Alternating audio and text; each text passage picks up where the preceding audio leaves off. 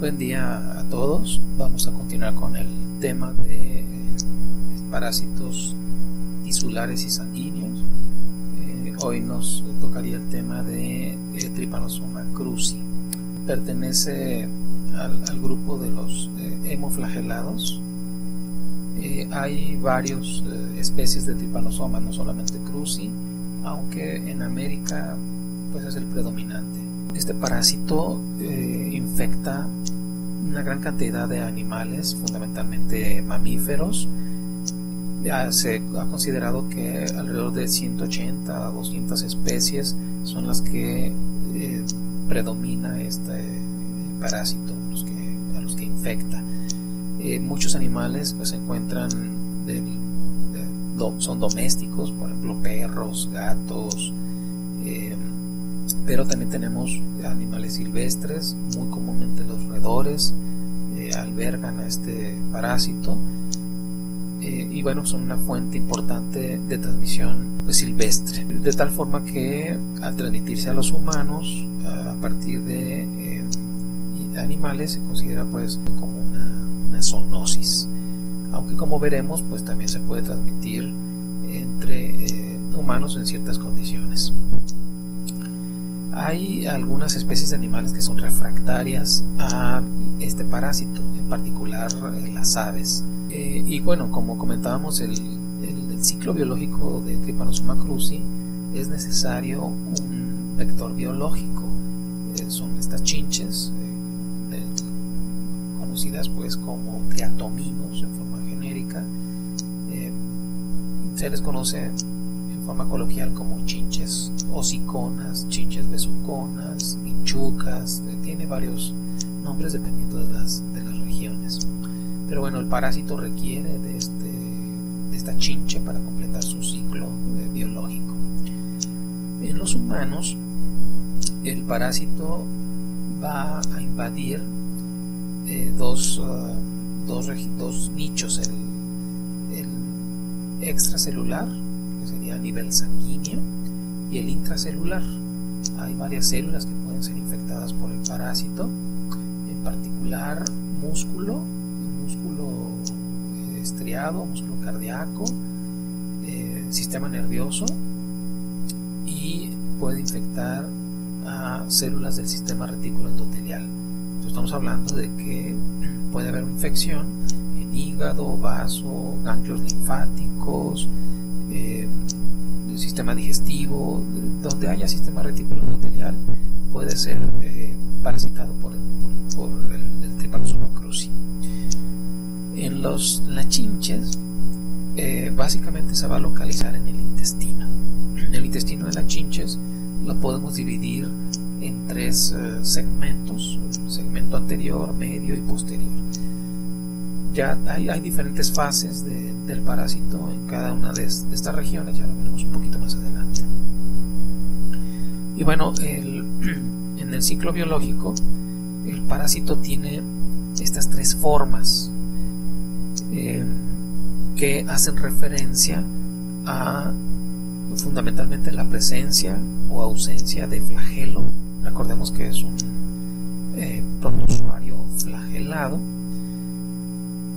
y la ubicación del origen del flagelo, que es el axostilo, que está muy pegado a otra estructura que se llama cinetoplasto, que es una mitocondria que justamente le provee de la energía para que pueda moverse este flagelo. Entonces tenemos tres formas de este parásito. Tenemos la forma de tripomastigote, epimastigote y amastigote. Entonces, obviamente la fase de tripomastigote y epimastigote son las que tienen flagelo, y la fase de amastigote, su nombre lo dice, es una fase que carece de un flagelo visible. Estas son las imágenes representativas de las tres fases que mencionamos.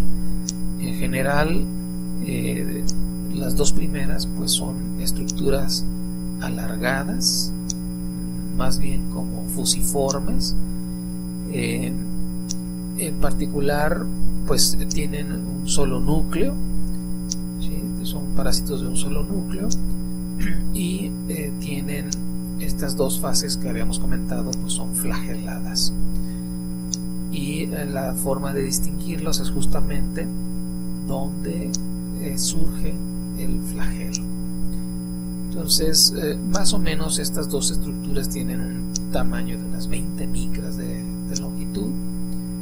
Son muy pequeñas. Si lo asociamos con una estructura que podemos más o menos referenciar, pues tenemos un eritrocito que mide unas 7-8 micras.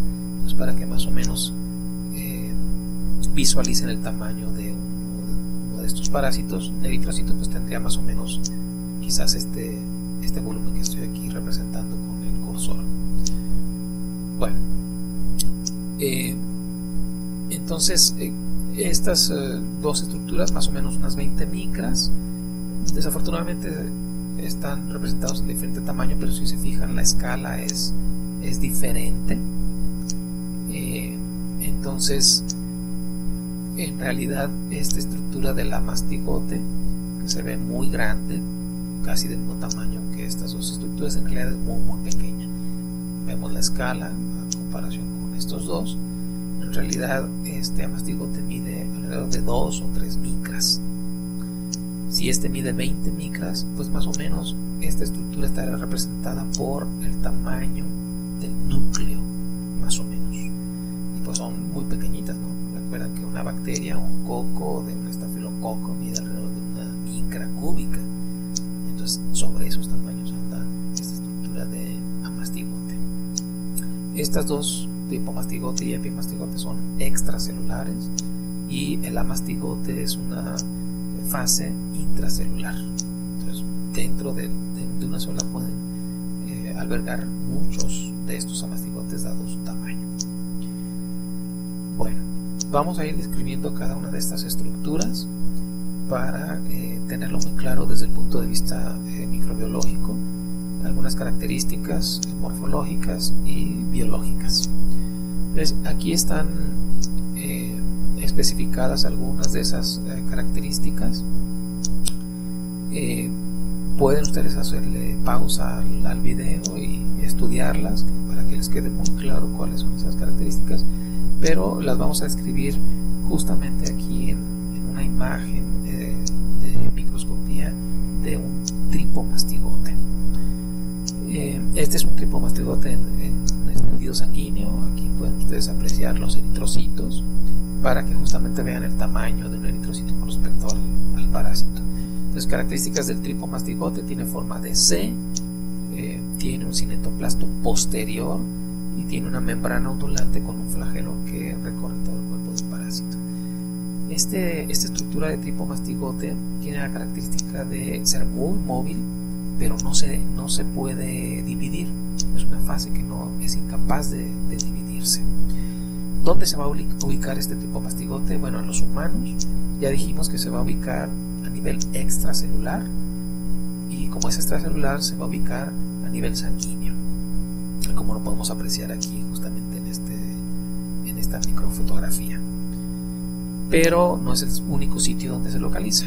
También se puede localizar en las chinches. Es una fase que se ubica también en las chinches y va a estar localizado en la parte anterior, intestino anterior de la chinche, y el intestino posterior. Con respecto a los epimastigotes, también tenemos aquí descritas sus características, pero bueno, vamos a señalarlas aquí en la imagen para que les quede más claro. Bueno, los epimastigotes son también, ya lo dijimos, estructuras alargadas muy similares a los tripomastigotes. La diferencia es de dónde emerge el flagelo.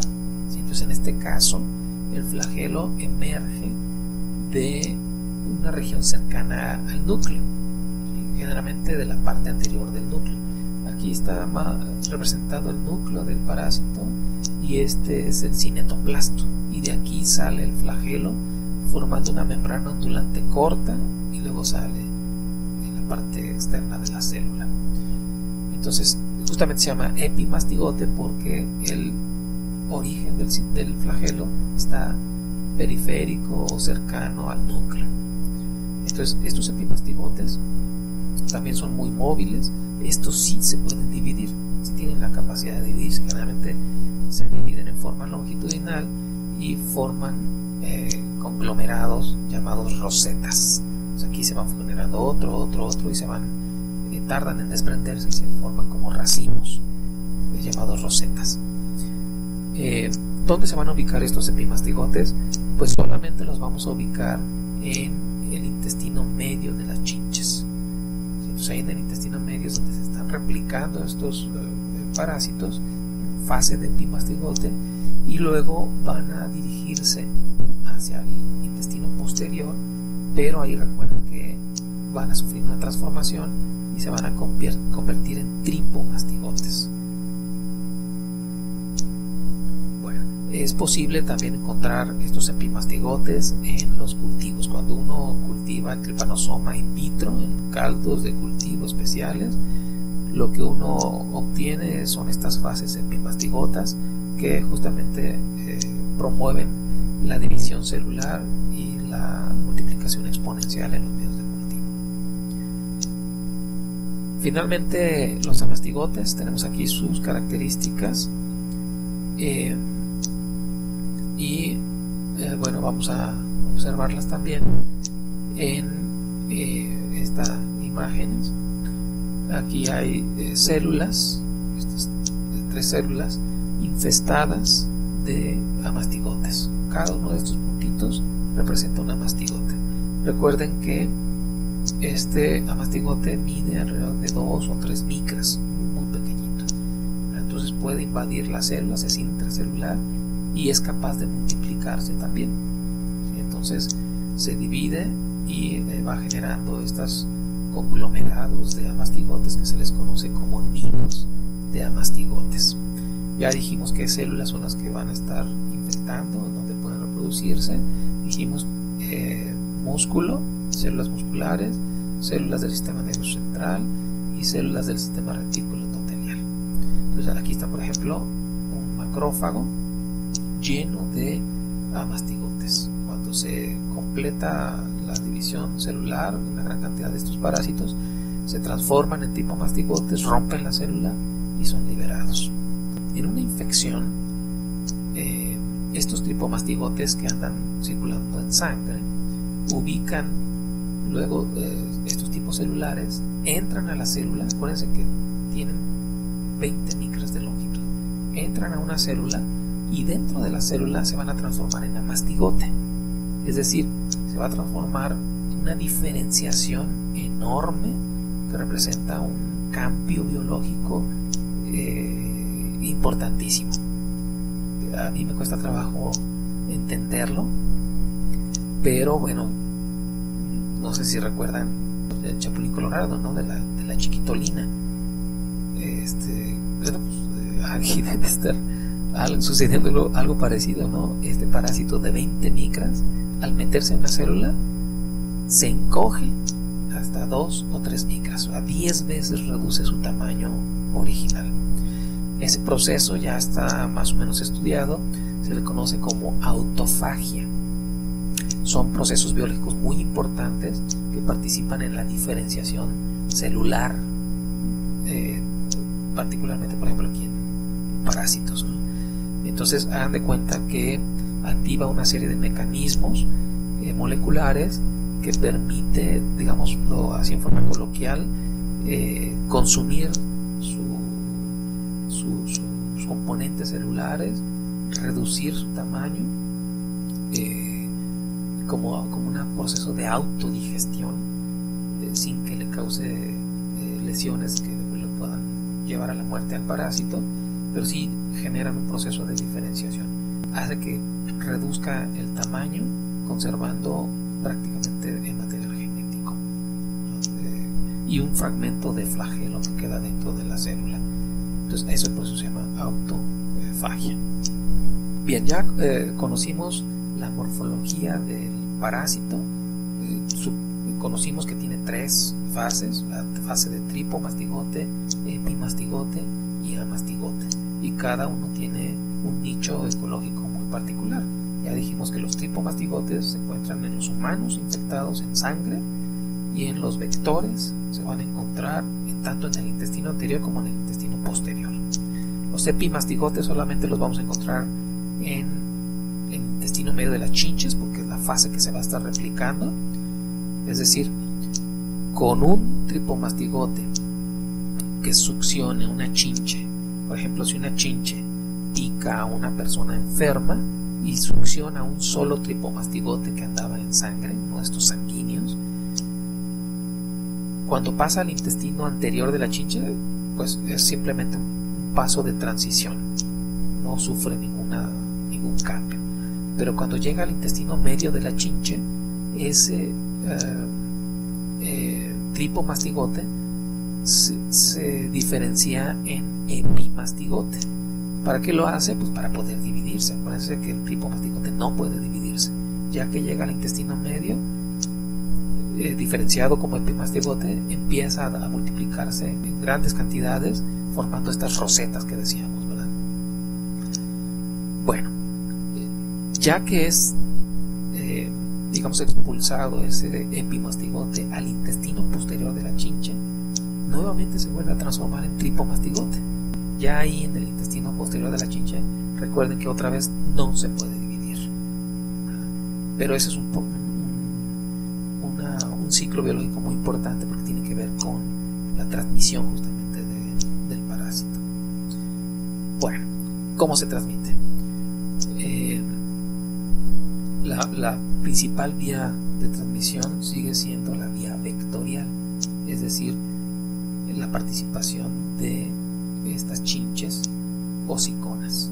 Estas chinches son hematófagas, entonces se pueden alimentar tanto de animales como de humanos, y en ese proceso pueden llevar parásitos y transmitirlos de una especie a otra.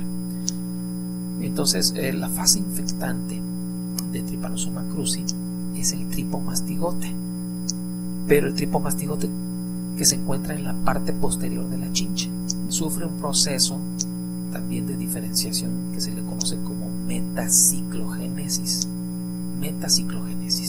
Eso significa que el tripomastigote se transforma en una fase infectante. Es decir, es un tripomastigote muy similar al que vimos, pero son más delgados y mucho más activos, mucho más móviles. Eso tiene repercusiones también durante el proceso de infección, que lo vamos a mencionar un poquito más adelante. Entonces son igualitos a los sanguíneos, digamos, pero más delgados y mucho más móviles. A estos se les llaman tripomastigotes metacíclicos. Esa es la fase infectante de Trypanosoma cruzi.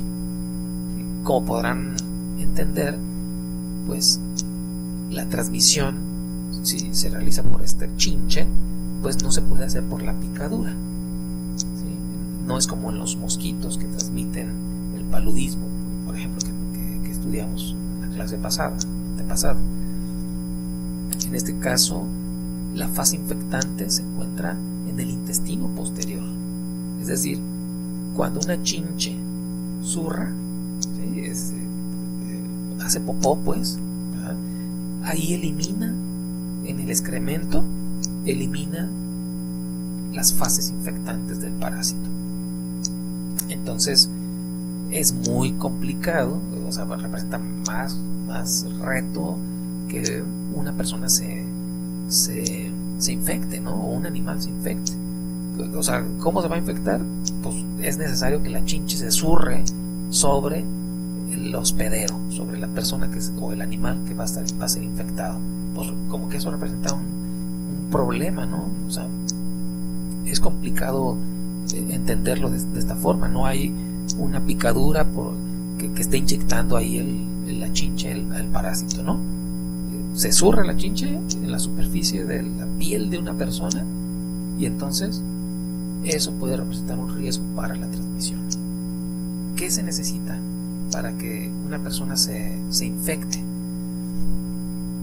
Pues es necesario que la caca de la chinche contamine una herida, por ejemplo, para que pueda entrar por ahí el tripomastigote. Acuérdense que es un parásito muy delgadito y muy móvil, pero si se deposita sobre la piel,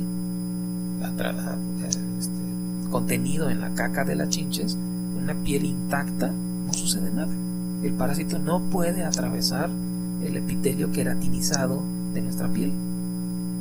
Pero si hay una herida, una pequeña escoriación en esa zona donde se zurró la chinche, por ahí va a poder entrar el parásito. ¿De acuerdo? Entonces, la posibilidad de que coincida que la chinche se zurre en una herida de una persona en la piel, pues no es muy común, ¿verdad? O sea, bajan las posibilidades. Pero ¿qué es lo que sucede? La picadura de la chinche causa mucha comezón, provoca mucho prurito en las personas.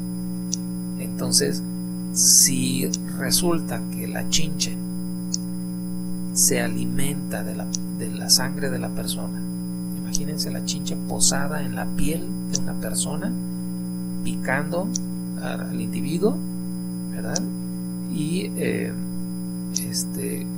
al estarse alimentando, defeca. Si se zurra ahí mismo y deposita la caca de la chinche, que se le conoce como orina, la caca de la chinche es líquida, ¿sí? es virtualmente agua. ¿De acuerdo? Entonces, cuando deposita la caca sobre la piel, pues se expande. Si coincide que la chinche, al estar picando y estando alimentándose de sangre, succionando sangre de su víctima, del hospedero, y zurra en ese mismo momento, bueno, pues va a depositar ahí la caca, la orina. Entonces, la picadura es pruriginosa. Si la persona se rasca, puede llevarse la orina que estaba cercana al sitio de la picadura, llevársela justamente al orificio por donde picó la chinche. Y entonces ahora sí, llevar los tripomastigotes de la piel a la zona de la picadura de la chinche. Y entonces ahora sí van a entrar los tripomastigotes y se va a infectar la persona. Entonces, esa es, digamos que la forma más frecuente de transmisión de Trypanosoma cruzi. De cualquier forma, pues, como que resulta un poco complicado que se alineen todas las estrellas, ¿verdad? Que coincidan todos los eventos, o sea, que esté la chinche alimentándose en la superficie de la piel de una persona y que le den ganas de zurrar, que le den ganas de hacer del baño. Entonces, y que además la persona se rasque en el sentido en el que arrastre la orina con los tripomastigotes metacíclicos al sitio de la picadura de la chinche. Pues sí sucede, aunque parezca complicado, sí sucede, ¿verdad? Hay mucha tripanosomiasis en el mundo, y bueno, pues la mayoría sucedió por ese mecanismo, por la vía vectorial. El sitio de la picadura de la chinche es grande, o sea, las chinches estas que ahorita las vamos a conocer en imagen, son como el tamaño de una cucaracha, de las americanas, de las grandes que conocemos aquí en nuestro medio. Es más o menos de ese tamaño, mide unas 2 centímetros de longitud, ¿sí? Entonces son grandes. Entonces, la probóscide, que es el estilete que utilizan para alimentarse, para picar, pues es muchísimo más grande que el del mosquito, por ejemplo.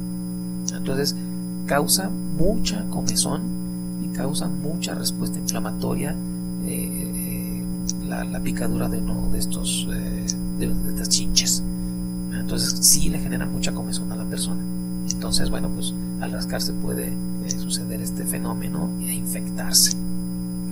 Ahora, si la chinche defeca sobre las mucosas intactas, mucosa de boca, mucosa de nariz, mucosa de conjuntiva, pues no es necesario que haya una lesión o una solución de continuidad.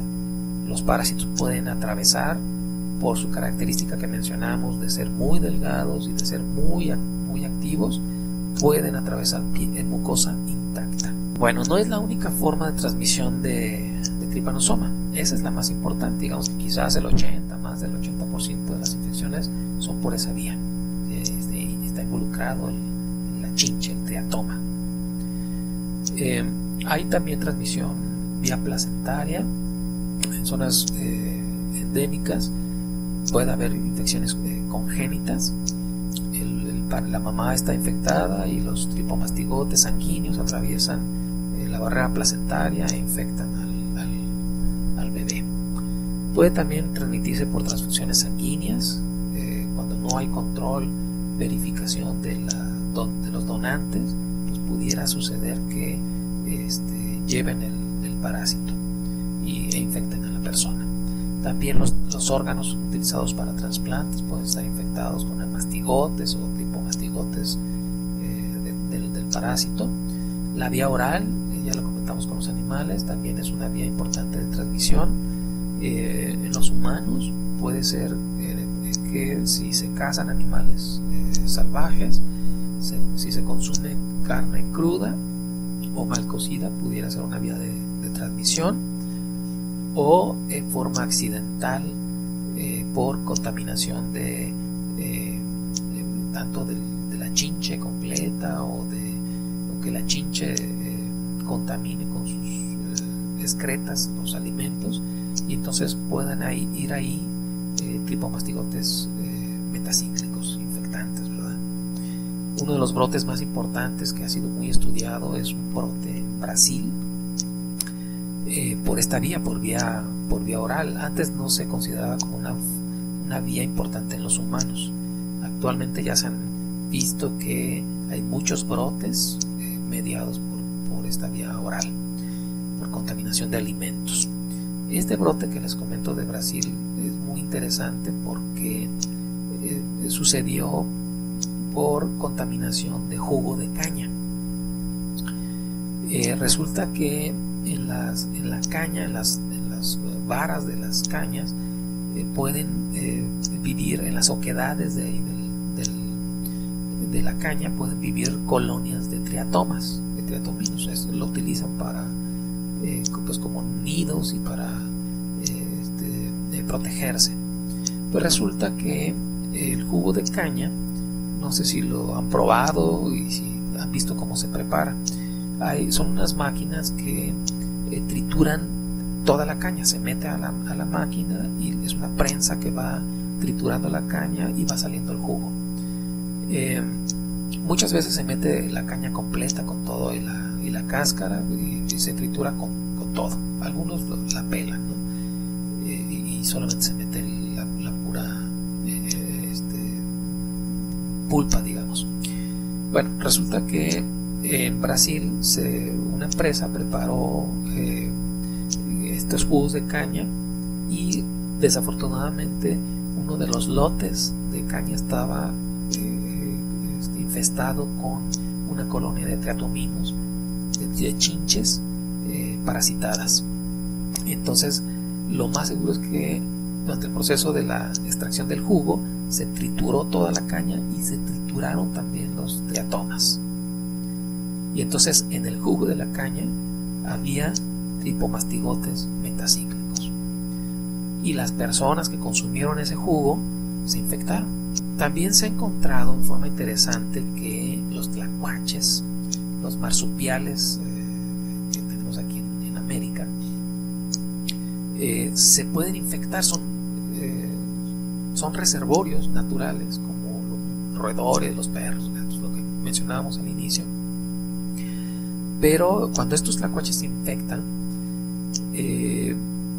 muchos parásitos se van a unas glándulas odoríferas que tienen en la región perianal. Estas glándulas les sirven a estos animales para protegerse. O sea, cuando se ven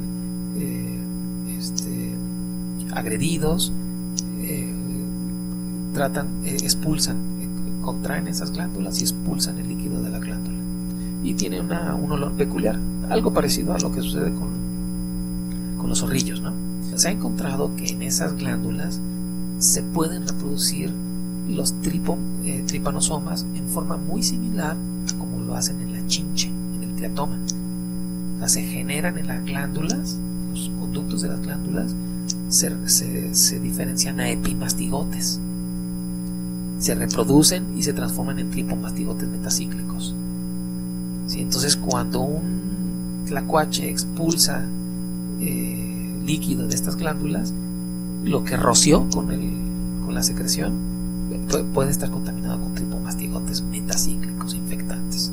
Este vector que hemos estado mencionando, este triatoma, es un vector biológico. Hay muchas especies de ellas, más de 100 especies de chinches, de diferentes tamaños, de diferentes ornamentaciones. Los géneros más importantes es el género Triatoma, ¿sí? Triatoma infesta, Triatoma pallidipennus, Triatoma longipennis. Hay muchas especies. Triatoma barberi, pero hay otros géneros, el género Rhodnius y el género Dipetalogaster. Todos son triatominos y son hematófagos. Eso es importante que lo conozcan. Este es un ejemplo de uno de estos triatominos hematófagos. Son en realidad ejemplares muy, muy bonitos. Tienden a ser oscuros, negros, pero tienen algunas ornamentaciones, ya sea naranjas o amarillas o rojizas, que decoran el abdomen o las alas o el tórax de estos insectos.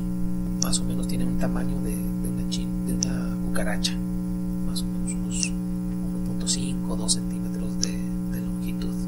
Entonces la cantidad de sangre que puede ingerir uno de estos triatominos pues es grande, o sea, pueden succionar 0.5 o algunos le andan llegando al mililitro de sangre. Lo que a veces es difícil de entender es cómo una chinche de este tamaño, de una cucaracha, pueda posarse sobre un humano y alimentarse. O sea, es una cucaracha. Si ustedes sienten algún animal de ese tamaño en la piel, pues es difícil que tenga tiempo suficiente como para posarse y picar y alimentarse y succionar el medio mililitro o mililitro de sangre. Entonces, pues de eso se desprende qué hábitos alimenticios tendrán estas chinches, ¿verdad? ¿Serán diurnas o serán nocturnas? ¿Verdad? O sea, lo más común es que piquen en la noche, cuando la persona está pues dormida, que baja su actividad metabólica, su sensibilidad, y en esos momentos se pueden aprovechar estos insectos para alimentarse. Ahora, ¿quién será más susceptible de que una chinche de estas se pose sobre la piel de una persona? Niños o adultos. Estas son las condiciones en las que pues mayormente predominan los triatominos. Son domiciliarios o peridomiciliarios, donde encuentran animales para alimentarse y después pueden hacer sus nidos dentro de estas habitaciones donde hay oquedades, donde hay orificios, en las tejas. Ahí pueden obtener protección y hacer sus nidos, crear sus colonias, y muchos de esos individuos de chinches pues pueden estar parasitados, y en la noche justamente pueden alimentarse de los humanos, ¿no? Aquí hay algunas variantes de especies de triatominos. Tiene esta decoración aquí como un moño en el tórax, tienen estos tonos vivos, más naranjas o más rojizos. Esta es la probóscide, que es una probóscide gruesa, la que es el estilete que inserta en la piel y localiza un vaso sanguíneo y se empieza a alimentar. Bueno, estos son adultos. De los adultos, las hembras ponen huevos. Los huevos miden alrededor de 1 milímetro o 2 milímetros de diámetro, son ovalados y son operculados. Tienen una tapadera. A través de esta tapadera se abre y por ahí salen las ninfas, que se llaman a las formas juveniles de los triatomas, de las chinches. Entonces sale la chinche del huevo, y pues tendrá la chinche un tamaño más o menos como de una hormiga de estas rojas pequeñitas, o de las negras pequeñitas, de los asquilines que les llamamos. De ese tamaño salen del huevo, pero ya saliendo del huevo son hematófagas, solo se alimentan exclusivamente de sangre. Entonces tienen que buscar animales para alimentarse, y esa chinche de tamaño de una hormiga pequeña, pues va a ir creciendo hasta el tamaño de una cucaracha, que sería este adulto. Entonces aquí, por ejemplo, tenemos una fase de ninfa, ¿verdad? Esta se reconoce porque no tienen alas, ¿sí? Son fases de ninfas, para que vean el volumen de sangre que pueden consumir, ¿sí? O sea, se infla el abdomen, es mucho más flexible que un adulto. Todos los estadios ninfarios, todos los adultos son hematófagos, y entonces cualquier fase de la chinche puede infectarse. Si se alimenta de un animal parasitado, pues esta chinche se va a infectar, y al picar a otro individuo y defecar sobre él puede también transmitirle el parásito. Aquí está una chinche como está picando sobre la superficie de la piel de una persona y cómo dejó aquí la deyección. Entonces esto, acuérdense que si esta chinche está parasitada, va a tener aquí las fases infectantes, los tripomastigotes metacíclicos, ¿verdad? Que localizados aquí en esta piel. Si la piel está intacta, pues la persona no se va a infectar, pero vean ustedes la distancia que hay entre el sitio de la picadura y la colocación de los parásitos infectantes. Entonces una persona, si se rasca y lleva los parásitos de aquí a acá, hay posibilidades de que se infecte. Este video es un video de deyección de una chinche que estaba infestada con Trypanosoma. Es difícil verlos, no están teñidos, es un examen directo. Lo único que ve es, a veces uno es este movimiento, que ya enfocándolo pues se ve ahí el parásito alargado, el flagelo, y bueno, es que es una chinche que estaba parasitada. Y esta fue una chinche que nos llevaron al laboratorio de una profesora, una doctora que trabajaba ya se jubiló, trabajaba en el seguro, en el centro médico, y me comentó que ella pasando por los pasillos se encontró una chinche tirada ahí en el pasillo del centro médico, los pasillos por donde deambulan las personas, los pacientes.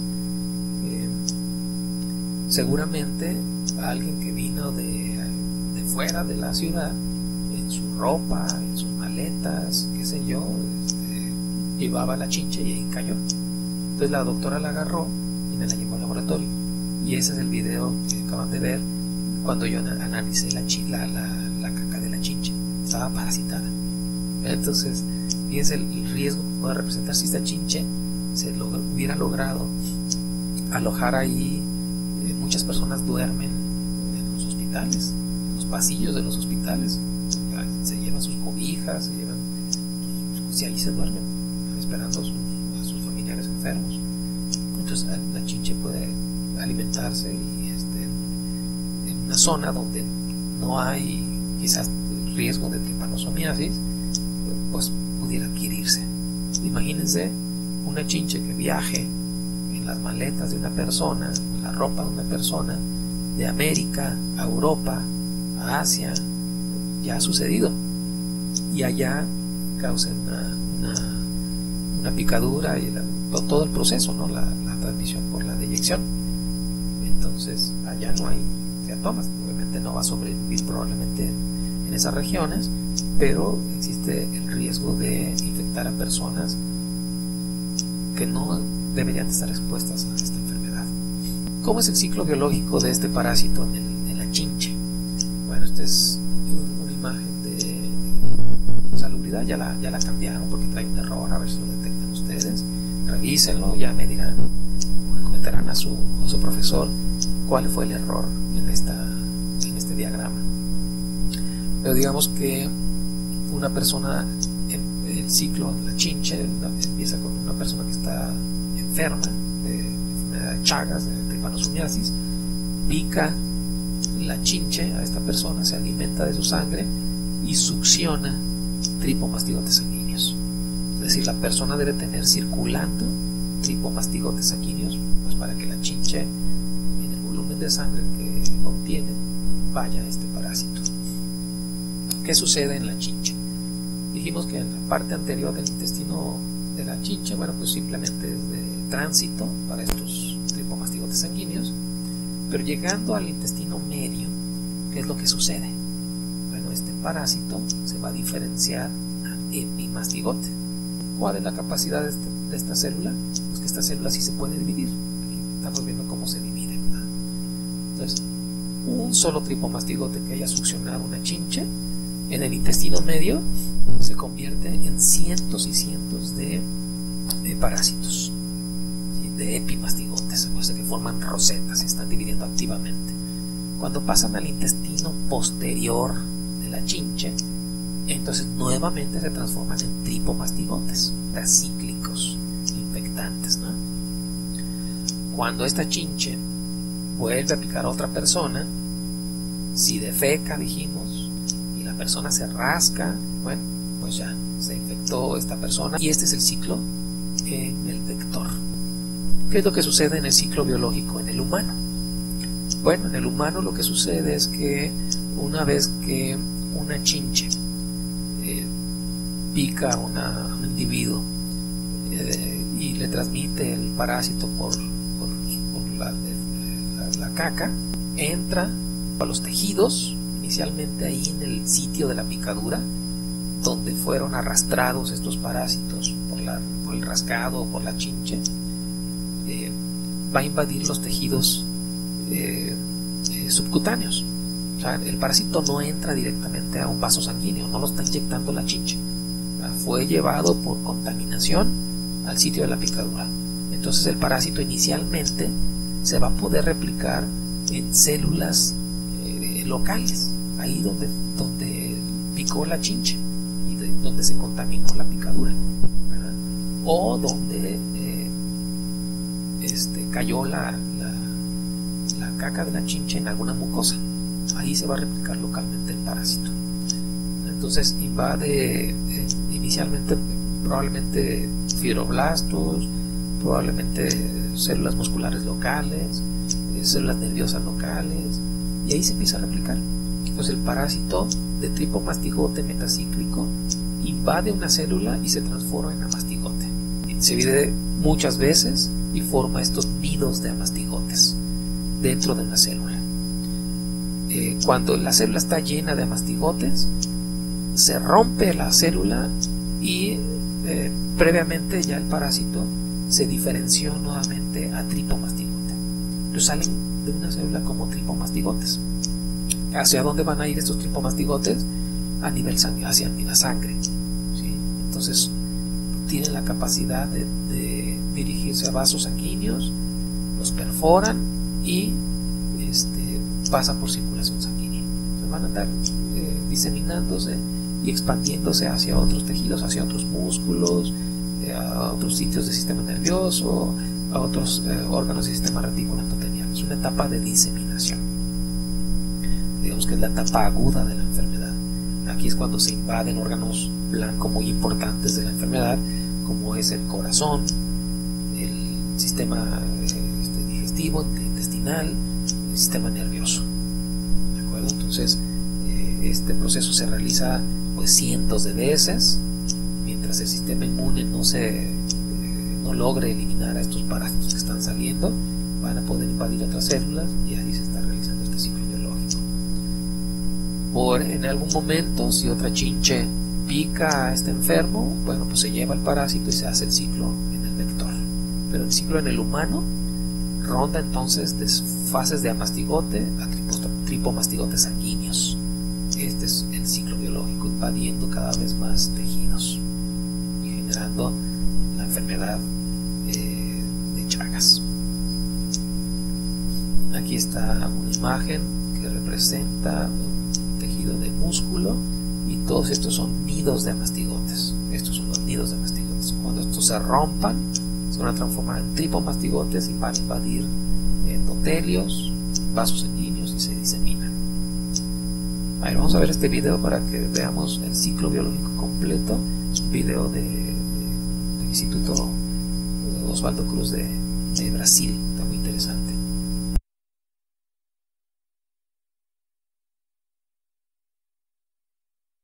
los triatomas con sus nichos ecológicos, ¿verdad? Donde hay oquedades, ahí depositan huevos. Aquí están los huevos de triatominos de 1 o 2 milímetros. Estos son los ambientes donde más predominan las chinches. Se pueden alimentar de animales, aunque no los infecten, pero pues aumentan las colonias de chinches, ¿no?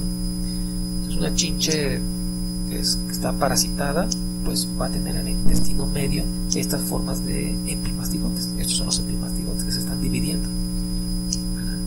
Cuando una chinche va y pica a una persona, ahí está el estilete, miren, va a introducir, se va a alimentar de sangre, empieza a llenar su abdomen, y si en ese momento ya está llena y puede defecar, ahí está la orina de la chinche, la caca de la chinche, ¿no? Que es líquida completamente, habíamos dicho, cae en la superficie cercana al sitio de picadura, la persona se rasca y ya se infectó.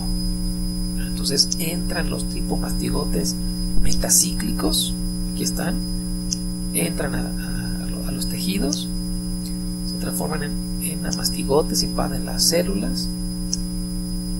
Localmente habíamos dicho, ¿verdad?, en el sitio de la picadura, ahí están entrando los tripomastigotes metacíclicos a las células, se transforman en amastigotes. Todos estos son amastigotes, estos del núcleo de la célula, todos estos son amastigotes.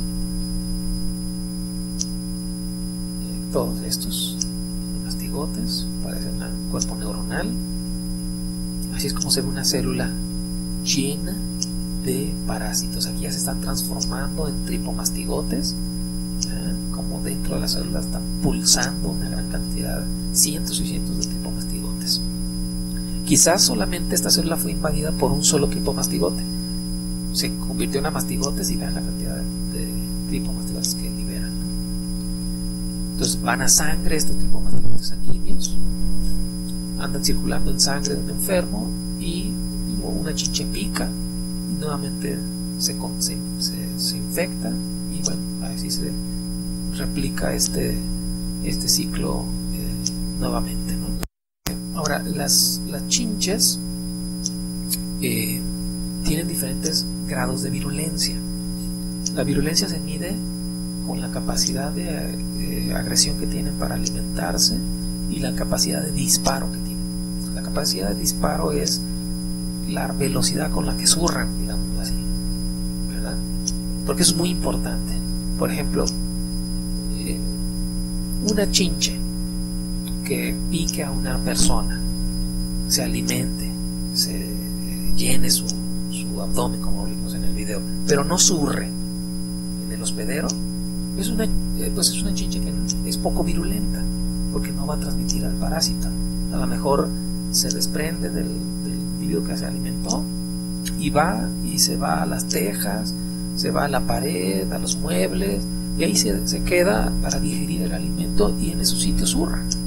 Pues no hay ningún riesgo, ¿verdad? Pero una chinche que al estarse alimentando inmediatamente zurre, como los niños, ¿verdad?, se están alimentando y zurran, esas son las chinches más virulentas, ¿verdad?, las que representan más riesgo, porque van a dejar la caca cercana a sitios donde puedan entrar los tripomastigotes metacíclicos.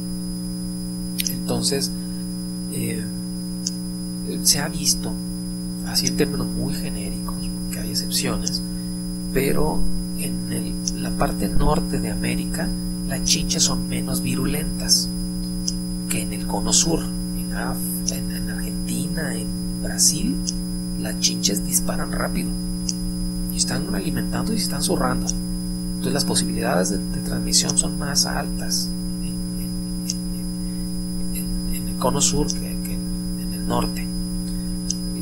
Y acá en el norte se han hecho estudios, por ejemplo, de captura de chinches, y alrededor de un 50-70% de las chinches tiene Trypanosoma cruzi en su caca, ¿verdad? Pero la capacidad de transmisión es baja, porque son menos virulentas.